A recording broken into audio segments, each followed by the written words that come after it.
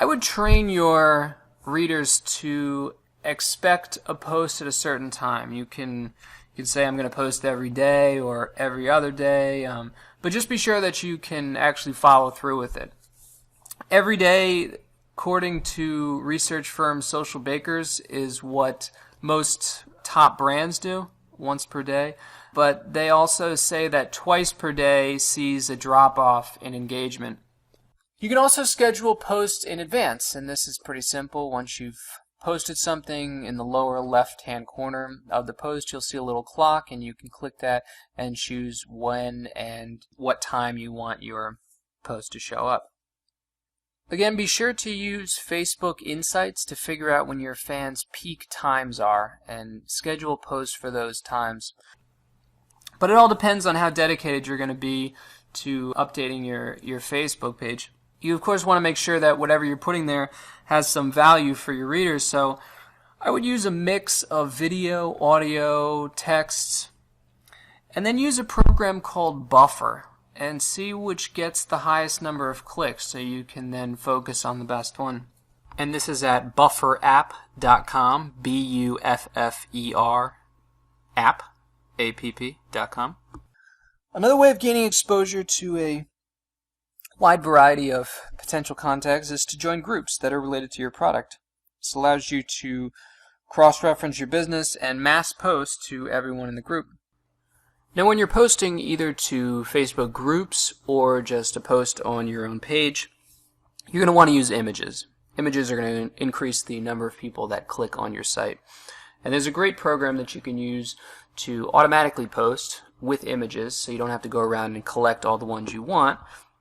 I'm going to send you over to a YouTube video to let Jay Westman explain this a little bit more.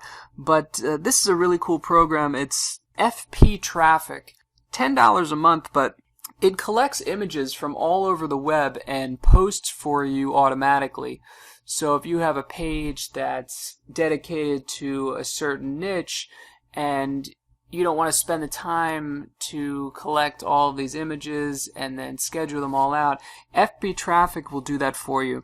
Now, I don't want to sound contradictory because in a second I'm going to talk about open graph meta tags and carefully selecting your images. But what FP Traffic does is it makes the collection process a lot easier. But you'll see more about what I'm talking about in the video. Jay explains it really well.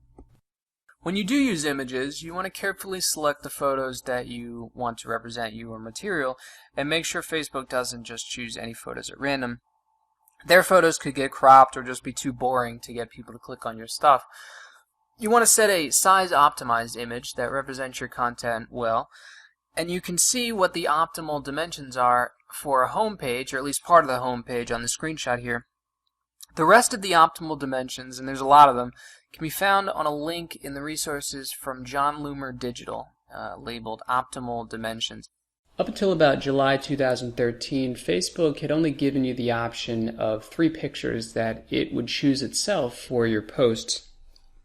So when you included a link in one of your posts, you could scroll through the 3 that they chose, but sometimes they were really bad and they weren't going to grab a whole lot of attention. And so they had something called the Open Graph Protocol, which was a way to choose the image that you wanted. But unless you were pretty tech savvy, it was going to be pretty difficult to do. There was also something called the Open Graph Protocol plugin that you could use for WordPress-based blogs and websites that would allow you to choose the image. But now Facebook allows you to upload whatever image that you want for your pictures. So if you post a link in there, normally it gives you the 3 options and you can scroll right or left and it'll pick pictures from inside of your post. But you can also go down to the upload image button at the bottom and then upload something from your computer that is a little more appropriate. So this article here, it says handcuff no more. So they're taking some images within the post, but obviously you're going to get more clicks if you put some handcuffs with spikes.